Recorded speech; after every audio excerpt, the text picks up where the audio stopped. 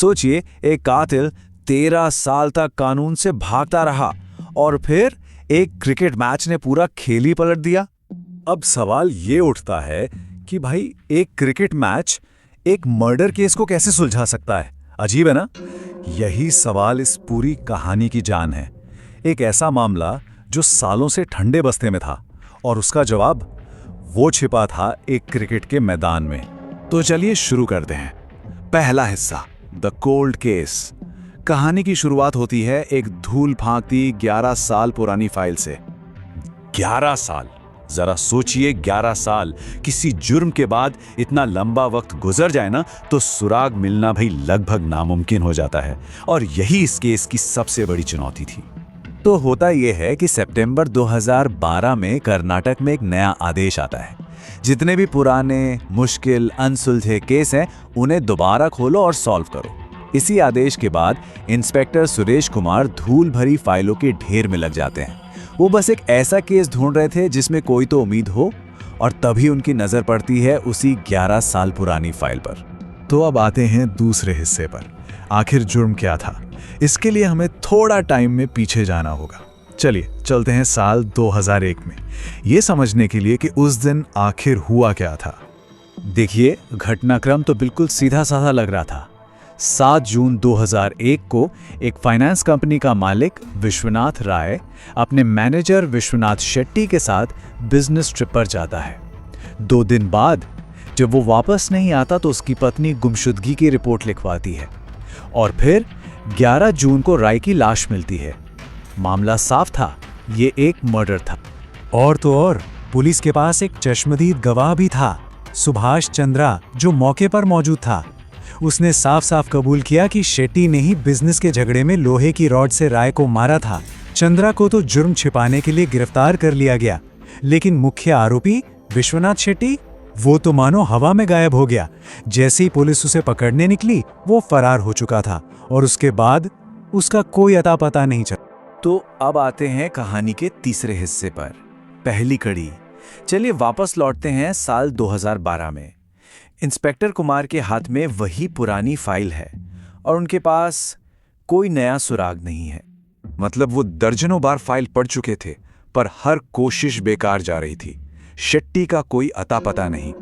ऐसा लग रहा था मानो वो एक बंद गली में पहुंच गए हैं जहां से आगे कोई रास्ता ही नहीं। ये केस शायद कभी सॉल्व नहीं हो पाएगा। लेकिन कहते हैं ना, शैतान डिटेल में छिपा होता है। ठीक यहीं इंस्पेक्टर कुमार को वो सुराग मिला जिसकी उन्हें तलाश थी। एक बहुत ही छोटी सी, नजरअंदाज की गई बात।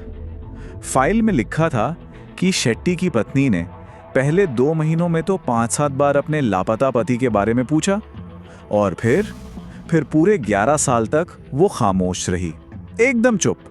अब ये बात कुछ हजम नहीं हुई। एक पत्नी जिसका पति 11 साल से लापता है, वो पुलिस से पूछना ही बंद कर दे, ये नॉर्मल तो बिल्कुल नहीं था। और इसी के साथ शुरू होता है चौथा हिस्सा, द क्रिकेट मैच। अब पुलिस की जांच का पूरा फोकस कातिल शेट्टी से हटकर उसकी पत्नी और बेटे पर आ गया। तो पुलिस ने सबसे पहले क्या किया? उन्होंने पत्नी और उसके टीनेज बेटे पर निगरानी रखनी शुरू कर दी। उनके जो ऑफिशियल रजिस्टर्ड मोबाइल नंबर थे, उन्हें ट्रैक किया गया, लेकिन नतीजा 0। कोई भी सस्पेक्ट कॉल नहीं मिली। उनके फोन रिकॉर्ड्स एकदम साफ थे। एक बार फिर ऐसा लगा कि ये रास्ता भी बंद है। लेकिन यही कहानी में एक ऐसा मोड़ आता है जिसके बारे में किसी ने सोचा भी नहीं था। पता चला कि संदिग्ध का जो 17 साल का बेटा है, वो एक बहुत ही टैलेंटेड और अपने इलाके का जाना माना क्रिकेटर है। अब भला मर्डर केस का क्रिकेट से क्या लेना देना?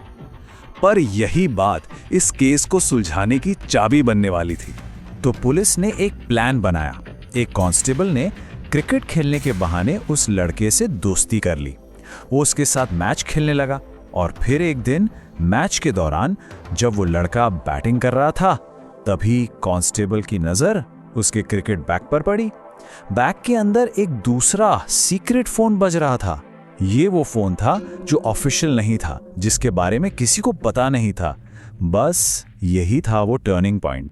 अब आता है 5वां हिस्सा, डिजिटल सुराग। जैसे ही उस दूसरे फोन का नंबर हाथ लगा, पुलिस ने फौरन उसका कॉल डेटा खंगालना शुरू कर दिया। और इस फोन के कॉल रिकॉर्ड्स में कुछ बहुत ही अजीब चीज देखने को मिली।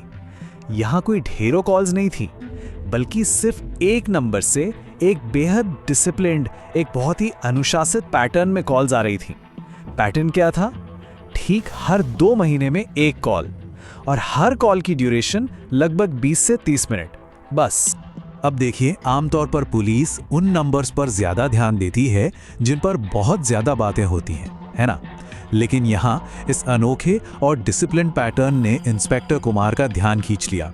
ये कोई रैंडम कॉल नहीं थी, ये किसी की सोची समझी रणनीति लग रही थी। कोई बहुत ही सावधानी बरत रहा था। और इसी के साथ हम पहुंचते हैं आखिरी हिस्से पर, दबोचा गया।